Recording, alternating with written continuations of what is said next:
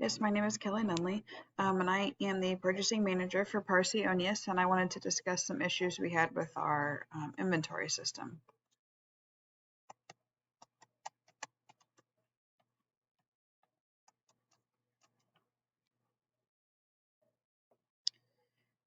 Parsi Onius manufactures refrigerators.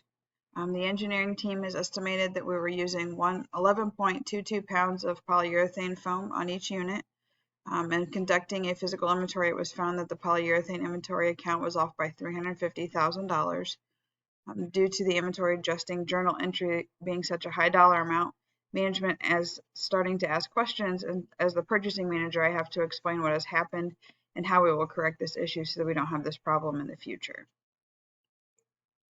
So first, let me explain the inventory transaction that occurred. So to enter the journal entries for inventory, you would need to debit the cost of goods sold and credit inventory so that you can have a reflection of the lower inventory levels so that our inventory is still correct. We just have to figure out what the problem was and how to fix it.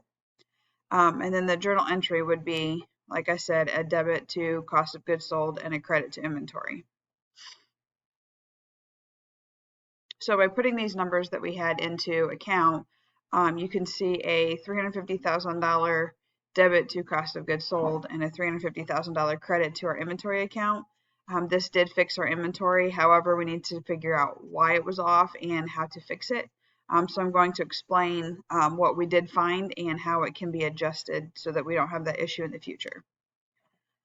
So what I did find was that the actual weight in the polyurethane was not 11.22 pounds.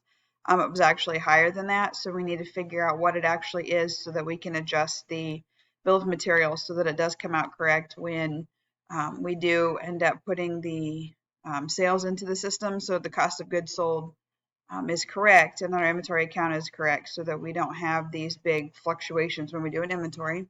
Another suggestion would be to do our inventory more often. You should do it more than once a month or more than once a year, and possibly do it once a month so that if there is a fluctuation, you can catch it faster. And then you would be able to correct the problem versus have this big inventory issue at the end. And one other suggestion would be to do some cycle counting. So if you had somebody that cycle counted once a month, they could see that the inventory was off by, say, 100 pounds, and then we could figure out what it was so that we could adjust the bill of materials, which would make the inventory account correct once we actually got going, again, after we did the cycle counting.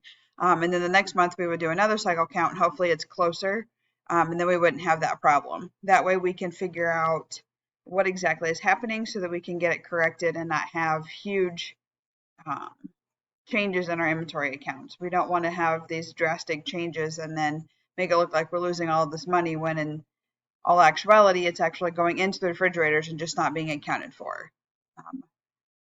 That is all I have for you. Thank you.